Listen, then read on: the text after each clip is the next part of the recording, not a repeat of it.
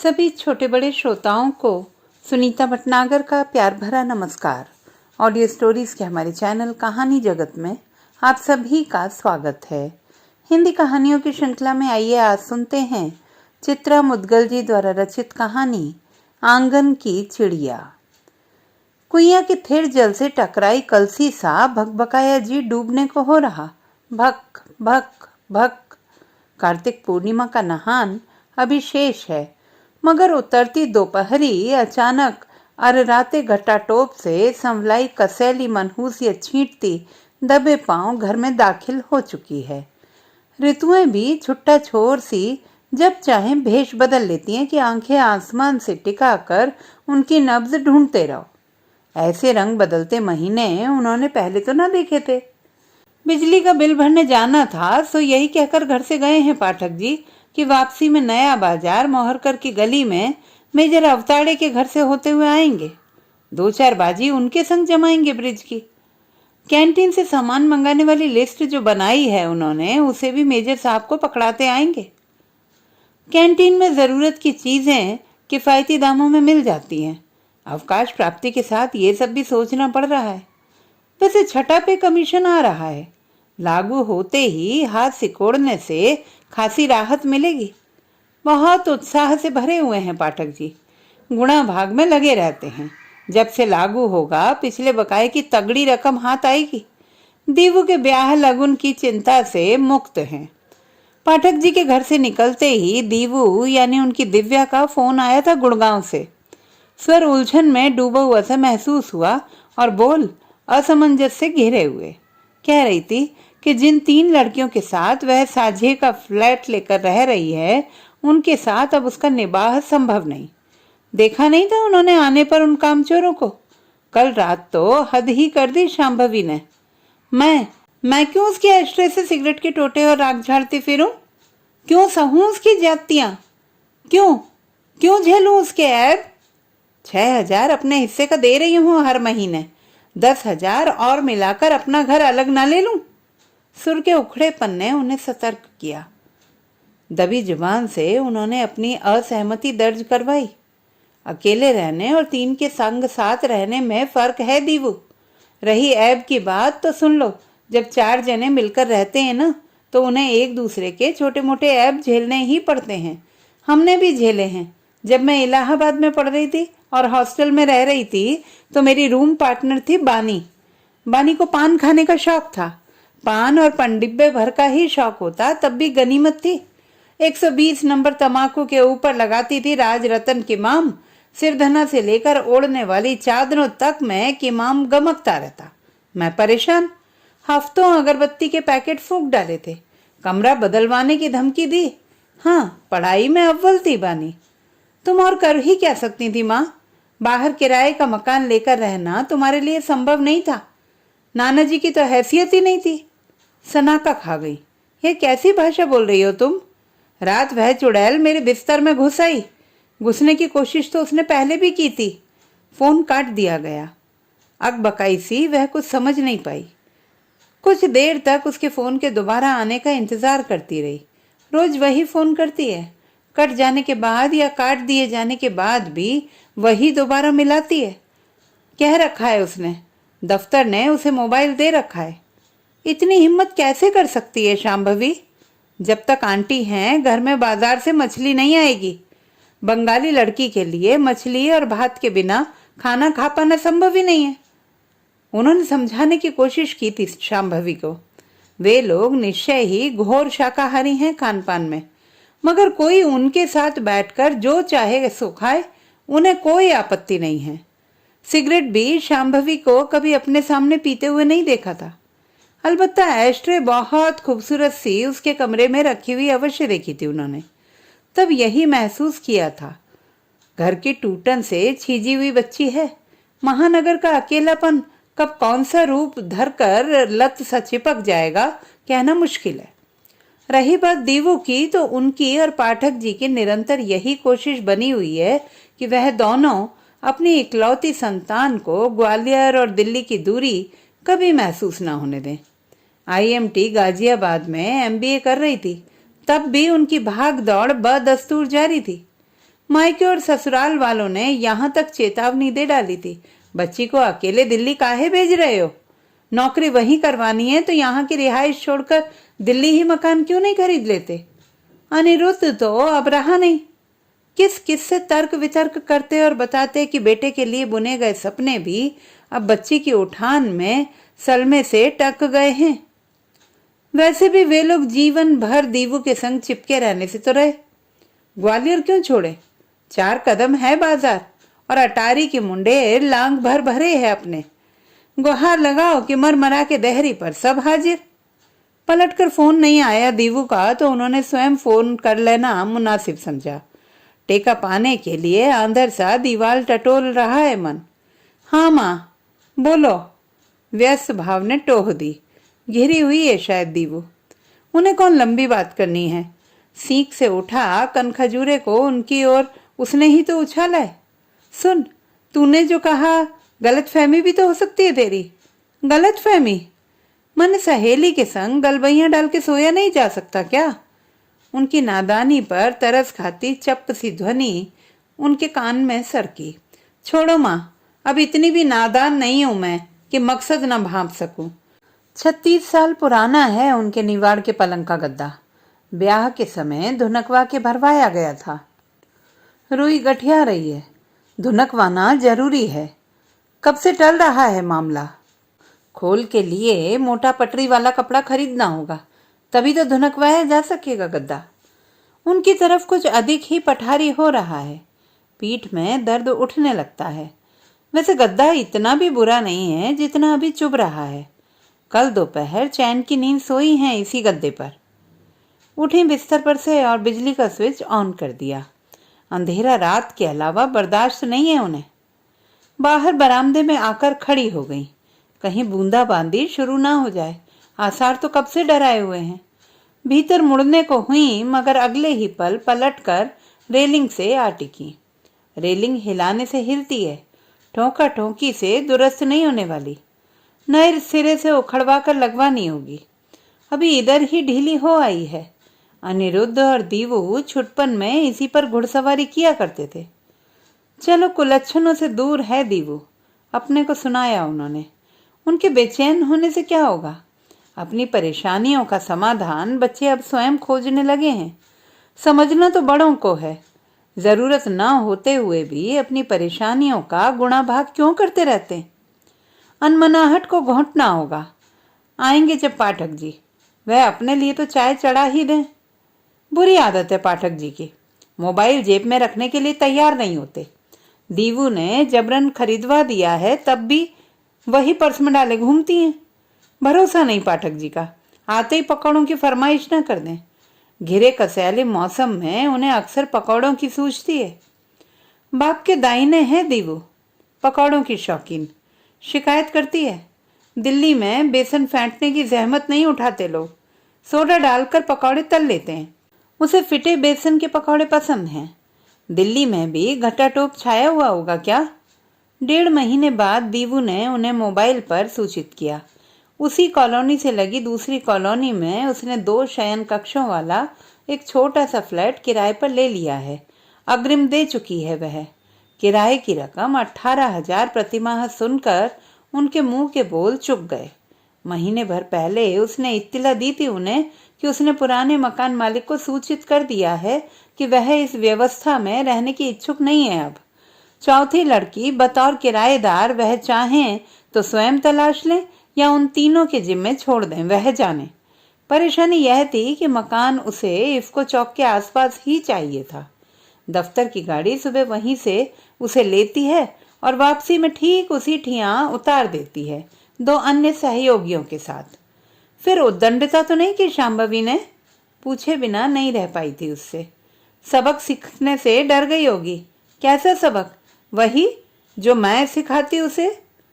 जाने क्यों परसों ऐसा लगा था कि हेलो के बाद कट गया फोन शांभवी का था। हो सकता है उसी ने किया हो। अभी परसों ही तो उसने कहा था घर से निकलने से पहले, आंटी की याद आ रही है। मन में आया था कि फोन कर लूं उसे। माँ क्यों बात करोगी उससे? इडियट प्रपंची है। तर्क मुखर होने से पहले पाया उस और दीवू है ही नहीं।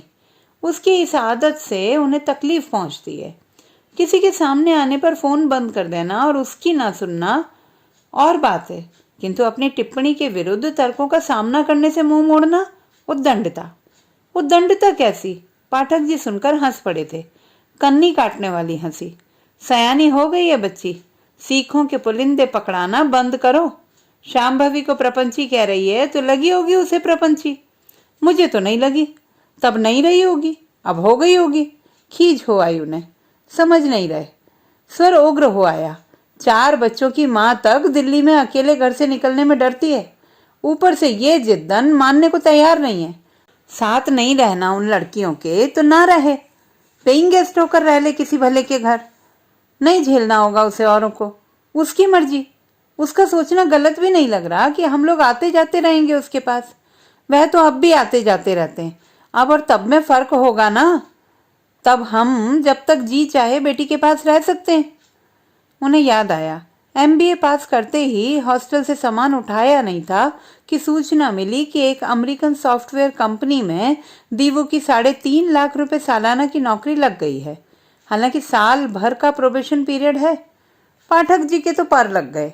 दिन भर डायरी खोले बैठे रिश्तेदारों और अजीजों को फोन लगाते रहे, अपना छल छलाता गर्व बांटने को। गर्व में ऊब चूब होते सभी से कह रहे थे, भाई साहब लड़का दीवू से 21 हो तभी बताएं हमें। दूसरे रोज नया बाजार के चौक पर स्थित हनुमान लड्डू भंडार से असली घी के आधा किलो के डिब्बे तुलवाए गए थे और चिलचिलाती धूप की परवाह न करके रिक्शे में लद कर कंपू तक बांटे थे। उनके लिए विशेष रूप से गर्मा गर्म तुलवा कर लाए दीवू की पसंद के बरई वाले गुलाब जामुन। विशेष छूट चाहिए अपने खाने के लिए। उन्होंने हंसते हुए छूट भी दे दी, पानी में धोकर खा सकते हैं। पिछले हफ्ते ही पाठक जी की मधुमेह की जांच करवाई थी, नाश्ते से पहले और तगड़े नाश्ते के बाद। आश्वस्ति हुई, रक्त में चीनी नियंत्रण में थी। पलटकर तसल्ली थमाई खुद को। 18,000 कौन ज्यादा है दीवू के लिए? दीवू का खर्च सुनते ही बिरझा उठती हैं, मानो स्वयं उनके पांव चादर से झांकने लगे हों। अपने को खूंद रही हैं तो यह भी महसूस हो रहा है, इन ऊपरी बातों के बहाने असल में निरंतर चुभ रही है उसके अकेले रहने की जिद। दीवू ने आगे यह भी बताया कि उसके लिए यह प्यारा सा फ्लैट तलाश करने में उसके IMT के सहपाठी विकी यानी कि विवेक साहनी ने बहुत मदद की, वरना दलालों के चक्कर खासी मुसीबत वाले होते। विकी भी गुड़गांव में ही एक जर्मन फर्म में है, प्रोबेशन पीरियड पूरा कर चुका है। विकी का पैकेज उसके अनुबंध से कम है। उसके बारे में तुम्हें बताया था ना माँ? उन्होंने दिमाग पर जोर देकर याद करने की कोशिश की। कब? दीवू ने उन्हें विकी उर्फ विवेक साहनी के विषय में कब बताया था? भूलने की बीमारी उन्हें नहीं है, पाठक जी को जरूर है। उनके प्रसन्न रहने का राज भी शायद यही है। पिछली बार दिल्ली आने पर विक्की से मिलवाया क्यों नहीं? आवाज के उखड़ेपन को भरसक दबाने की कोशिश की थी उन्होंने। दरदरी हंसी खनकी थी। डर लगा था। किस बात से? तुम मुझे उन भूतनियों जैसा न समझ लो। अब नहीं समझ सकती? समझने जैसा ऐसा कुछ है ही नहीं हमारे बीच। फिर डर क्यों लगा? हमेशा की भांति वह छलांग भर उनकी पकड़ से छू हो गई। सुनिए माँ, पापा है न पास, तनिक उन्हें फोन दीजिए। पाठक जी को फोन नहीं पकड़ाया तो फोन रख दिया जाएगा। गनीमत है, डर है लड़की को। डर का नैतिकता से गहरा ताल्लुक है। जब भी उसे डरा हुआ देखती हैं, आश्वस्ति से भर उठती हैं। मोबाइल कान से सटाकर पाठक जी चौखट से बाहर हो बरामदे में टहलने लगे। रसोई में पलटकर वे प्लेटफॉर्म की बिखराहट सरियाने लगी। बर्तन आहिस्ता से समेटती हैं। टकराने की झन्नाहट उन्हें खटकती है। बर्तनों की टकराहट को सास घर की अशांति से जोड़ती थी और बरक्कत में रोड़ा।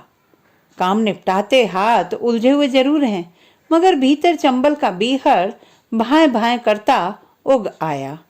प्लेटफॉर्म पहुंचते पोंछे को वह बुलडोजर में बदलने की कोशिश करती हैं। उगते डूह कद काड़े इससे पहले डहाकर उन्हें समतल कर देना चाहती हैं। न चाहते हुए भी क्यों दाखिल हो जाता है बीहड़ उनके भीतर? कौन डर रहा है? छोटे में दीवू डरकर सच बोलने लगती थी और अनिरुद्ध झूठ। दबिश बढ़ते ही अनिरुद्ध को भी पटरी पर आते समय नहीं लगता था। बच्चों को डराकर शायद वह स्वयं भय मुक्त होना चाहती थी।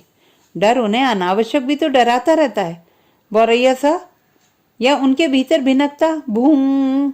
दीवू ने नहीं की मनुहार इस बार कि मैं तुम्हारे आए बिना गृह प्रवेश कैसे करूंगी। पापा और तुम अगले हफ्ते का दिल्ली का टिकट आरक्षित करवा लो। घर सुव्यवस्थित कौन करेगा? मुझे कहाँ समय है। चुड़ैलों वाले इस घर की सारी जरूरत की चीजें तुम देख ही गई हो कि मकान मालिक ने दे रखी हैं। हो सकता है पाठक जी से इस बाबत बात की हो उसने। पूछने पर पाठक जी ने इनकार में सिर हिला दिया। हमें तो चिबिल्ली संता बंता के जोक सुना रही थी। कुछ नए जोक्स एसएमएस करेगी। कह रही थी कि पापा उन्हें मैं सुना नहीं सकती। अनमनाहट में पत्नी का नमकीन लंबा चेहरा सूखी बेल पर लटकी हुई तुरई सा लटक आता है। अनमनाहट, साड़ी सी हरदम लपेटे रहने की आदत इधर कुछ ज्यादा ही बढ़ गई है उनमें। पाठक जी ने स्वर में धैर्य की मात्रा बढ़ाई। भाई दीवू ने नहीं कहा आने के लिए तो खुद क्यों नहीं कह देती कि मैं दिल्ली आ रही हूँ, आगे जोड़ा उन्होंने, उनके कुछ बोलने की उतावली को खामोश रहने पर विवश करते हुए। यह भी कह रही थी मुन्नो कि पापा अपना और मम्मी का पासपोर्ट बनवा लें, भोपाल जाना पड़े तो हो आए। लाड़ में पाठक जी दीवू को अनेक संबोधनों से पुकारते हैं। 5वें रोज फोन पर वह उन्हें कुछ फुर्सत में लगी, जबकि हेलो हाय लगभग रोज ही होती रहती है। सुन दीवू, मैं आती हूँ। नए घर की जमा जमाई अकेले तेरे बूते की नहीं है। उन्होंने यह भी बता दिया कि उसके कहे मुताबिक मखमल की डबल बेड की रजाई का फर्द लेकर भरवा लिया है। रंग भी उसकी पसंद का मिल गया है। लोहिया बाजार से लोहे की छोटी कढ़ाई और तवा भी वजनदार ले आई हैं। टैंटी का किलो भर अचार उसके पापा ले आए हैं। परात, पतीले, आटा, दाल, चावल के डिब्बे, मिर्च मसाले, पापड़, मंगोड़ी, बड़ी और नया बाजार से क्रॉस स्टिच वाले चादर और तकिए के खोल आदि सब जोड़ लिए हैं। अन्य किसी चीज की जरूरत हो तो फोन पर नोट करवा दे, उन्हें साथ आ जाएगा। टिकट ताज से ही बुक करवाएंगी। शताब्दी से इतना सामान आना मुश्किल है। रुकना पड़ा उन्हें। दीवू ने सकुचाते हुए उन्हें बीच में टोका। अभी थोड़ा रुक जाए माँ। कारण ही तो गले का फंदा हो रहे हैं। भयंकर मारामारी है। घर की रंगाई पुताई होनी है। अगले हफ्ते वह एक अन्य विदेशी कंपनी ज्वाइन करने जा रही है। 12.5 लाख साल की पैकेज डील हुई है। पिछली कंपनी उसने पिछले महीने ही छोड़ दी थी। उन्हें और पापा को नहीं बताया तो सिर्फ यही सोचकर कि खामख्वाह उनके चैन में खलल क्यों डाले। नई कंपनी जे को ज्वाइन करते ही उसे फौरन जिनेवा जाना है, कंपनी की एक प्रशिक्षण योजना के तहत। जिनेवा से 1.25 महीने बाद लौटना होगा। इस बीच वीजा आदि की औपचारिकताएं पूरी होनी है।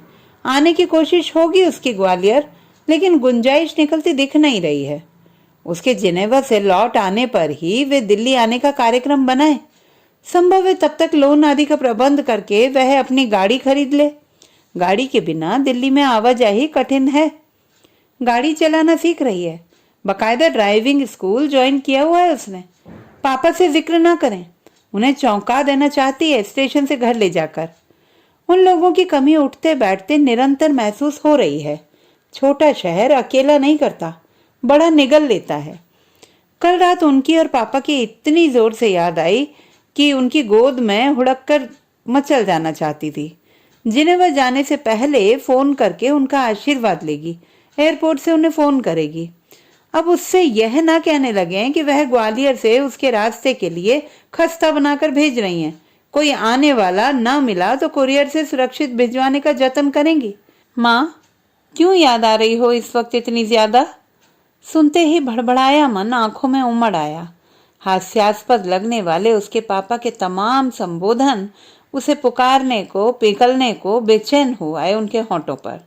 मुन्ना, मोंटू, मोरी बिलरिया, चुनमुन, पुत्ती, पिड़कुल, पिपीलिका, बंदरिया, गुलबुल, बछिया। सिर पर भरे बादलों सा वक्त गुजरने लगा। वक्त बहने के लिए ही तो होता है। ऐसे बहता है कि कब उम्र गुजर गई अंदाजा ही नहीं लगता। जिनेवा से प्रशिक्षण लेकर लौटी दीवू हांगकांग, ऑस्ट्रेलिया और अमेरिका की यात्रा पर निकल गई। पाठक जी बात होने पर अपनी बिल्लरिया को समझाते, नित्य प्रति सोने से पूर्व डायरी लिखना न भूले। अलग अलग जगहों के अलग अलग एल्बम बनाना ना भूलें, यह करना ना भूले, वह करना ना भूले। उधर से हाँ पापा में ही जवाब मिलता रहा होगा, बिना सुने उन्हें अंदाजा है। पिछली किसी शाम पाठक जी हुलस के मित्र मेजर अवताड़े को फोन पर बता रहे थे। एक वे हैं कि एक ही शहर में घर घुसरू से बने हुए कभी बाहर निकलने की सोची ही नहीं। ग्वालियर न छोड़ने के चक्कर में उन्होंने अपने कई महत्वपूर्ण तबादले भोपाल जाकर राजनीतिज्ञों के दरवाजे खटखटाकर निरस्त करवाए थे, पदोन्नति का मोह छोड़कर। देश ही नहीं घूम पाए वह, और उनकी दीवों का एक पांव हवाई जहाज में ही बना रहता है। शादी, हाँ, उसकी शादी की चिंता बराबर बनी हुई है उन्हें। वे भी तो परिचित हैं उनके रायबरेली वाले बड़े मामा प्रोफेसर राम बच्चन तिवारी से। आईएएस में इसी साल चुन लिए गए सर्वेश मिश्रा के मामा के माध्यम से उन्होंने दीवू और सर्वेश के ब्याह और लेन देन के संदर्भ में बात चलाई है। तस्वीरें मांगी गई थी दीवू की, तो अनुराधा ने भेज दी बड़े मामा जी को। बात लड़का लड़की की पसंद पर टिकी हुई है। ना, आप ठीक कह रहे हैं मेजर साहब, पसंद के बावजूद टीम टाम में लाखों ढीले करने पड़ सकते हैं। हाँ, हमने भी तय कर लिया, कौन दो चार औलादों को लगे लगाना है हमें, ले देकर एक दीवू ही तो है। कपड़े तय अलमारी में सरियाते हुए चिहुक कर ख्याल आया। गैस पर चाय का पानी चढ़ाकर आई थी। काम से हाथ खींच कर दौड़ी तो पाया पतीले की पैंदी अंगारा हो रही है। अलमारी जब जब कपड़े रखने निकालने के लिए खोलती हैं, बीच के कोने में हैंगर पर टंगे अनिरुद्ध के स्कूल के कोट को छूना नहीं भूलती। पलटी और शेष कपड़ों को यथास्थान रखकर कोट को छूने लगी। वो सांस गहरा आई। कितना रुके, और रुका जाए तब ना। मुंह देखे बिना सब्र नहीं बंधता, जैसे विदा कर दिया हो दीवू को। मकर संक्रांति से पहले ही अड़ गई। खिचड़ी वहीं मनाएंगी और यहाँ निकाल कर रख जाएंगी, ताकि पाठक जी हाथ लगाकर भिजवा दें नया बाजार द्विवेदी पंडित जी के घर। मोबाइल पर दीवू को सूचित कर दिया 12 जनवरी को वह ताज से दिल्ली आने की टिकट बुक कराने जा रही है। कोई हील हुज्जत नहीं सुननी उन्हें। काम धंधों की व्यस्तता सभी पर लदी होती है। उसके बाहर आने जाने से उन्हें कौन दिक्कत है, घर है ना रहने के लिए। पाठक जी ने पहले ही साथ चलने से मना कर दिया था। पेड़ई पर हरनिया गुमटे सा बाहर निकल आया है। बाड़े के डॉक्टर मित्र से निरंतर परामर्श कर रहे हैं। हरनिया के लिए बने विशेष बेल्ट को उन्होंने बांधे रखने का सुझाव दिया है। दर्द मामूली सा उठता है, उनके लौटने तक ऑपरेशन टालेंगे। प्रोस्टेट की नई समस्या शुरू हो गई है। दीवू से उनके कष्ट का रोना ना रोएं। समय पर बताना जरूरी होगा तो बता दिया जाएगा। मामूली सा ऑपरेशन है। नौकरी उसकी बड़ी है। बड़ी नौकरी की समस्याएं दम चूसनी होती हैं। उन्होंने सरकारी नौकरी की है। सरकारी नौकरी ताजी बियाई भैंसी दरवाजे बंदी सदैव निश्चिंत किए रहती है। सुनकर दीवू ने अब की कोई ना नुकर नहीं की। कहा कि वह गुड़गांव से निजामुद्दीन स्टेशन पहुंचकर उन्हें ले लेगी, चिंता ना करें। मौसम ने उनकी अधीरता को अनुकूलता से सहलाए रखा। आशंकाओं को परे ढकेल कर 2 रोज से चमकीले सुनहरे घाम की चढ़त ने कोहरे को ठिठकाए रखा था। उम्मीद थी कि ताज निर्धारित समय पर निजामुद्दीन पहुंच जाएगी। गाड़ी की रफ्तार जहां कहीं भी धीमी पड़ती, उनका जी बेलगाम होने लगता। पन्हाई गाय सा बचिया से लिपटने को व्याकुल। उनकी आंखों पर जैसे भरोसा नहीं था उन्हें। व्याकुलता ने अपनी आंखें खोल ली थी। अंधेरे और दूर उजाले में उगती पीछे छूटती बस्तियों को, खिड़की के मोटे कांच को भेद कर पहचान लेना चाहती थी वे। दिल्ली कितनी दूर है देखना चाहती थी। दीवों की गृहस्थी ढोकर ले जा रही हैं। देखते ही आंखें चमकाती अपने चिर परिचित चिलबिल्ले अंदाज में खुशी से उछल पड़ेगी बावली।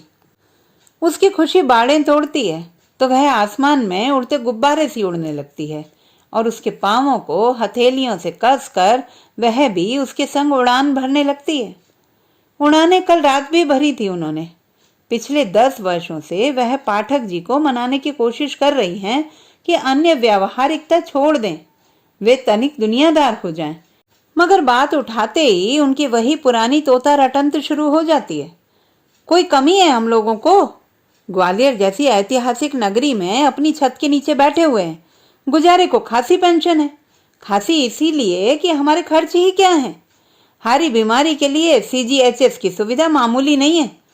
तो फिर सांगीपुर की बित्ता भर की जमीन बंटवा कर कौन कारू का खजाना झोली में आ गिरेगा। बड़े भैया के बड़के ने अपना वर्तमान भविष्य सब कुछ झोंक दिया है हरों की सानी पानी और खेत खलिहानों की गोड़ाई बोवाई में। बोलो क्या चाहती हो तुम? तन आए थे पाठक जी। बोलने में निर्लज्ज हो आई। ध्यान से उनकी सुने। अपने इधर 20 बिस्वा का बीघा होता है और 1.5 लाख प्रति बीघे का हिसाब चल रहा है उनका। उनके हिस्से के 6 बीघे के 9 लाख बनते हैं। 9 लाख की रकम छोटी नहीं होती। जमीन की कीमत और 6 पे कमीशन के बकाए की रकम हाथ आएगी तो दीवों की भावरों की चिंता से उन्हें मुक्ति मिलेगी। आईएएस दामाद का सपना निर्विघ्न साकार हो सकेगा। जहां तक लड़की के पसंद आने का प्रश्न है, बेटी देख के मजाले कोई मुंह फेर ले। तंग हो आए पाठक जी ने पिंड छुड़ाया। इसी हफ्ते वह बड़े भैया को गांव चिट्ठी भेज देंगे। उन्हें स्पष्ट लिख देंगे अपने हिस्से की 6 बीघा जमीन वे बेचने की सोच रहे हैं। बड़े भैया चाहें तो उनके खेत स्वयं खरीद लें, उन्हें भी अच्छा लगेगा। अगर घर की जमीन घर में ही बनी रहे तो आंगन द्वार बंटवाने का उनका कोई इरादा नहीं है। वैसे भी उन्हें नहीं लगता कि बड़के के तीनों बेटे स्कूली शिक्षा पूरी करके गांव में बने रहेंगे और उच्च शिक्षा ग्रहण कर गांव लौटने की सोचेंगे। बड़के को भी तो आगे चलकर छोट कबू से बंटवारा कर गांव देहरी का खाता बंद कर बच्चों के संग रहने को मजबूर होना पड़ेगा। बड़े भैया का छोटा बेटा छोटा कबू यानी कि एडवोकेट वीरेंद्र पाठक इलाहाबाद में वकालत कर रहा है। बता रहा था उनसे तगड़े असामियों के झूठे सच्चे मुकदमे हाथ में ना लेता वह तो वास्तविकता तो यह है कि वकालत का काला कोट खूंटी पर टांग कर नगर निगम की क्लर्की करने की नौबत आ चुकी होती उसकी। पिछले महीने ही नैनी में 1000 गज का प्लाट खरीदा है छोटा कबू ने। खरीदा होगा, हमसे तो उधार नहीं मांगा ना उसने। घिसे रिकॉर्ड सी सूचना की दोहराहट ने पाठक जी में गुर्राहट पैदा कर दी थी। आगे इस विषय पर चुप रहना ही बेहतर लगा था उन्हें। गाड़ी तुगलकाबाद छू रही है। तुगलकाबाद पार करते ही पहियों की रफ्तार धीमी होने लगी। घंटे भर विलंब से पहुंच रही है निजामुद्दीन। प्लेटफॉर्म पर प्रतीक्षा करती दीवू परेशान हो रही होगी। तेज हुई दिल की धक धक उन्हें दिल के दिन ब दिन कमजोर होने की आशंका से भर देती है। प्लेटफॉर्म की सीढ़ियां चढ़ने में भी दम फूलने लगा है। पाठक जी को नहीं बताती इस भय से कि उनकी देह की चूलें कौन कम हिली हुई हैं। गाड़ी यहीं खत्म होती है, उन्हें हड़बड़ाने की जरूरत नहीं है कोई, सोचा था उन्होंने। रास्ते भर सामान पर नजर गड़ाए हुए आई हैं, उतर जाएगा आराम से। अलबत्ता कुलियों का बखेड़ा जरूर है। ग्वालियर के कुली दिल्ली से फर्क हैं। दिल्ली के कुलियों की मनमानी से भय लगता है उन्हें। पाठक जी ने चेतावनी देकर भेजा है उन्हें, उठवाई जो मांगे सो चुपचाप दे देना। खिड़की से झांकते ही दीवू ठीक डिब्बे के सामने खड़ी दिखी, लंबे से काले कोट में। कुछ लंबी हो आई सी लगी थी। पागल ने कानों को ढकने के लिए स्कार्फ क्यों नहीं बांध रखा? इतनी रात में बालों के लहराते कट कौन देखेगा? वे अपनी सीट पर ही बैठी रहीं। सीट नंबर दीवू को पता है। डिब्बे में कुली घुसते नजर नहीं आए। मिल जाएंगे, जाड़े के दिन है। उतरती सवारियों से बचती दीवू माँ की गुहार लगाती उनकी बाहों में भरकर सिमट गई और वे गौरैया हो आईं। विह्वलता को आंखों में छलकने से बरजा था उन्होंने महसूस किया कि सीने से आ लगी बेटी संयत है। माँ सामान, उन्होंने सीट के नीचे इशारा करते हुए उससे नीचे उतरकर कुली देख लेने का आग्रह किया। जरूरत नहीं है कुली की, विक्की है ना साथ। दीवू की मुड़ती नजर के साथ उसने ठीक पीछे आ खड़े हुए लड़के की ओर देखा, जो उनकी नजर अपने ऊपर पड़ते ही उनके पांव छूने नीचे झुक गया था। शालीन सकुचाहट से सरोबार। आंटी आप चलकर प्लेटफॉर्म पर खड़ी हो जाएं, मैं सामान उतारता हूँ। ये सारा सामान अपना है? तो ये है विक्की उर्फ विवेक साहनी उर्फ सहपाठी मददगार, जे की सहायक प्रोजेक्ट मैनेजर को घर दिलवाने वाला। प्लेटफॉर्म पर आकर खड़ी हो गई वे उनके निर्देशानुसार। होशियार है लड़की उनकी। सर्दी की ठिठुरती रात में जे की सहायक प्रोजेक्ट मैनेजर होने के बावजूद गुड़गांव से निजामुद्दीन उन्हें अकेले लेने आना सुविधाओं से भरे शहर के जोखिमों का सामना करते हुए आसान नहीं था। सामान उतरवाने से लेकर कुली आदि के प्रबंध का जिम्मा आगे बढ़कर विक्की ने ले लिया अपने कंधों पर। अच्छी मैनेजर है दीवू, सोचा उनके मन ने मन को आश्वस्त भी किया। स्कूल कॉलेज की दोस्तियां ही असली दोस्तियां होती हैं। उसकी जगह न रिश्तेदार ले सकते हैं, न कार्यालयीन सहकर्मी, क्योंकि उनके बीच में न कोई स्वार्थ होता है न प्रतिस्पर्धा। ऐसा नहीं है कि दिल्ली में उनके गांव जवार के लोग नहीं रहते, मगर उनसे उन्होंने सदैव दूरी बरती है। वरना बच्चों को आगरे का ताजमहल दिखाने के बहाने वे ग्वालियर का किला देखने उनके घर आ टपकते। इस मुद्दे पर पाठक जी भी उनसे सहमत हैं कि पढ़ने वाले बच्चों को भूलकर भी रिश्तेदारों की देहरी नहीं लागनी चाहिए। किताबें खोलने की बजाय बच्चे वहां घर का आटा मारते नजर आएंगे। गाड़ी विक्की चला रहा है। पीछे बैठे हुए इच्छा हुई कि विक्की के बगल में बैठी हुई दीवू से पूछ ही लें, गाड़ी अच्छी है, तुमने खरीदी? वही है ना? बिना बोले हुए जाने दीवू ने कैसे सुन ली उनके मन की बात। यह गाड़ी विक्की की है माँ। सेंट्रो में स्टील ग्रे रंग उपलब्ध नहीं था। शोरूम वालों ने कहा है कि 15-20 रोज लग जाएंगे गाड़ी की डिलीवरी में। दिल्ली तुम मेरी उसी गाड़ी में घूमोगी। बरई वाले गुलाब जामुन लेकर आई हो ना माँ? लाई हूँ ना। प्रफुल्लित हो आया जी। दुकान से ताजा बनवा कर लाए हैं तेरे पापा। आवाज मचली, कहाँ रखे हैं? तेरे पाँवों के आगे जो लाल रंग वाला एयर बैग रखा हुआ है ना, उसी में है, सेलम वाले स्टील के बड़े कटोरदान में। सब दरका। सावधानी पूर्वक एयर बैग उठाकर गोद में रख लिया गया। गाड़ी चला रहे विक्की से अंग्रेजी में पूछा गया, गुलाब जामुन खाओगे? जाने विक्की ने क्या जवाब दिया कि उछट कर एयर बैग खोले बिना ही सगनाते कोहरे की नमी को पहुंचने लगी। दीवू का उछटना उन्हें रुचा नहीं। आंखें फेर कर उन्होंने खिड़की से सटा ली। रुमाल निकाल कर खिड़की का शीशा पहुंचा था। पिघली चांदनी सी सगनाती धुंध की झीनी परत के आर पार सड़कों के किनारे खुदे हुए मिले। बड़ी तेजी से मेट्रो दिल्ली को ढोने के लिए कमर कस रही है। कभी सिर के ऊपर से फ्लाईओवर गुजरते हैं तो कभी गाड़ी फ्लाईओवर की सर्पीली छतों पर फर्राटे भरने लगती है। दिल्ली कैंचुली बदल रही है। ऊंची ऊंची हैलोजन के सुनहरे आलोक में स्वप्न लोक से रचती सी। आदमी पहले बदलता है या शहर? कुछ आदमी शहर को बदलते हैं, शेष आदमी शहर के बदलते ही स्वयं को बदल लेते हैं। सुनो माँ। पीछे तिरछे होकर मुड़ते हुए दीवू ने चेहरा उसकी ओर घुमाया। मैंने तुम्हें बताया था ना फ्लैट 7वें माले पर है। बताया होता तो मुझे याद होता ना। परेशान हो रहे थे, सामान ऊपर कैसे चढ़ेगा, घर ऊपर हुआ अगर तो। वो ऐसे हुआ कि इसी कॉलोनी में छोटी वाली बिल्डिंग में से एक 3रे माले वाला फ्लैट पसंद किया था पहले। लिफ्ट ना होने की वजह से उसे छोड़ दिया। अपनी सीट पर सीधी हो गई दीवू। इधर व्यापी खामोशी उनके भीतर चटकने लगी थी। हो सकता है उन्हें भ्रम हुआ हो। विक्की को डिब्बे से सामान ढोता देखकर दीवू खींची हुई लगी थी उन्हें। प्लेटफॉर्म पर सामान उतार लेने के बाद ही जाकर कुली मिला था। पाठक जी की पुरानी पैंटों से सिले गए झोलों का सदुपयोग भी अखरा होगा उसे। एल्यूमिनियम का पुराना ट्रंक देखकर बिदकी होगी। भारी भरकम डबल बेड की रजाई सुरक्षित लाने का और क्या तरीका हो सकता था? पिछले महीने ही कैंटीन से 2 बढ़िया एयर बैग मंगवाए हैं पाठक जी ने, लेकिन उन्हें हाथ नहीं लगाया, खरोंच पड़ने के अंदेशे से। कड़ाही, तवा, चिमटा पुराने झोलों में ही भले। ये क्या जाने गृहस्थी के झंझट।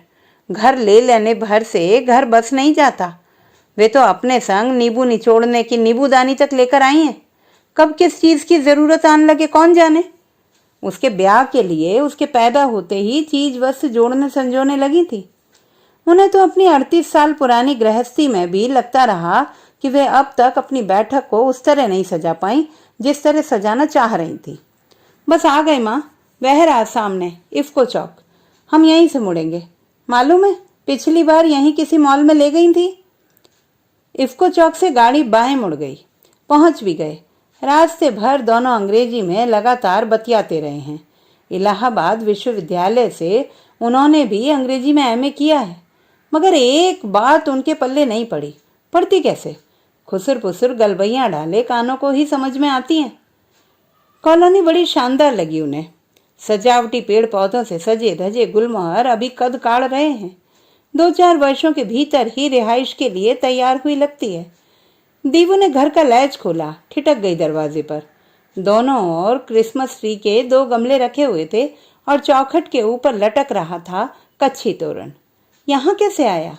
पिछली बार दीवू, शांभवी, अनिमा और शुभ्रा के साथ मयूर विहार के निकट अक्षरधाम गई थी तो ग्वालियर के लिए हूबहू तोरण खरीदा था उन्होंने। कौड़ियों की झालर में गुथे गदराए रंग बिरंगे गेंदों के फूलों जैसे फुंदनों से अलंकृत, छोटा पर ठीक वैसी ही धज के लटके हुए नन्हे चोटीले। देहरी के भीतर पांव देते ही एक सुरुचिपूर्ण बैठक चढ़े बसंत सी आंखों में अंज गई। उदास हो आई। उम्र की दीवार पर दरकने मुंह काढ़ने लगी हैं और उनके सपनों की बैठक सपनों में ही जड़ी जमीन पर पांव तक नहीं दे पाई। दीवू ने उन्हें रसोई दिखाई। यह मॉड्यूलर किचन है माँ, बस फ्रिज, माइक्रोवेव ओवन और वाटर प्यूरिफायर भर खरीदे हैं। गेरुए पर्दे खींचकर दरवाजे के कोनों में समेटकर उन्हें कोहनी पकड़कर अपने शयन कक्ष में ले गई। हमारा बेडरूम। हमारा माने? उन्हें भी वह अपने साथ ही सुलाएगी। मोटे गद्दे से सजा हुआ पीतल का शाहाना भारी भरकम पलंग।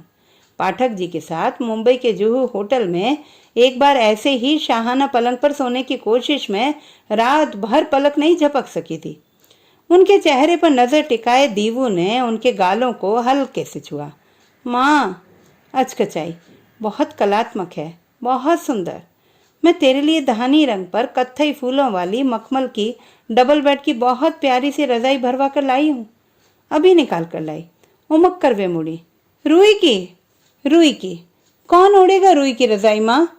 रुई की गद्दे रजाइयों में डस्ट माइट्स हो जाते हैं। मैंने फोम की खरीद ली है। पर तूने ही तो कहा था भरवाने के लिए। कहाँ होगा? तब तुम्हारी पसंद मेरी पसंद रही होगी। दोनों हाथ नचाकर कंधे उचकाए थे दीवू ने। हतप्रभ सी हो उठी वे। सीने में अचानक चंबल के डूह भरभरा आए। कैसे बर्दाश्त कर लेती कुतरती उपेक्षा। अगले ही पल संभली। पराए बच्चे के सामने नादानी उचित नहीं। भले विक्की दीवू का सहपाठी रहा है। जो कुछ अपनी बच्ची से निपटना है उसके जाने के बाद निपटा जा सकता है। सामान जहां पड़ा है वहीं पड़ा रहेगा। ठौर ठिकाने सुबह रखा जाएगा। जल्दी क्या है? वह मुड़कर शयन कक्ष से बाहर निकल आई। बैठक में रखे हुए सामान में से लाल रंग वाला मिठाई का एयर बैग ढूंढने लगी। एक अन्य एयर बैग के नीचे रखा हुआ दिख गया। उन्हें ऊपर वाला बैग उठाते देखकर विक्की उनकी मदद को लपक आया। एयर बैग भी खोल दिया उसने। बैग से उन्होंने मुरैना की गजक वाले किलो किलो भर के 2 डिब्बे बाहर निकाले, गुड़ और चीनी दोनों के। इतने सामान की उठवाई ही कुली 100 से ऊपर धरा लेता। बहुत मदद की लड़के ने। खड़े होकर डिब्बे उन्होंने विक्की की ओर बढ़ाए।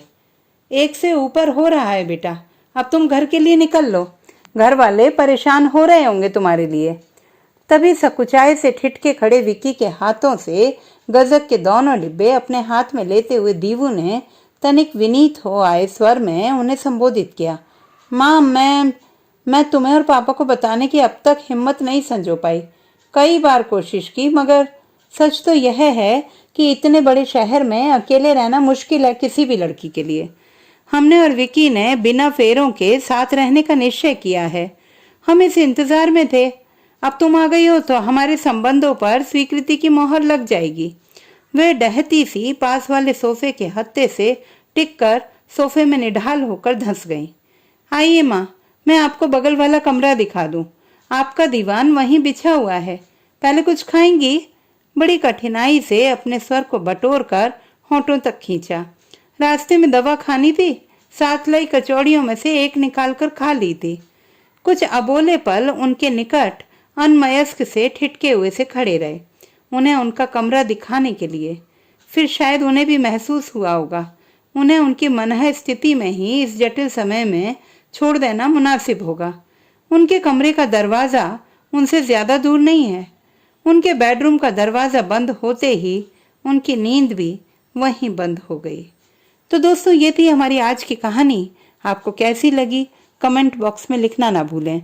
चैनल को सब्सक्राइब करें, लाइक करें और मित्रों के साथ शेयर करें।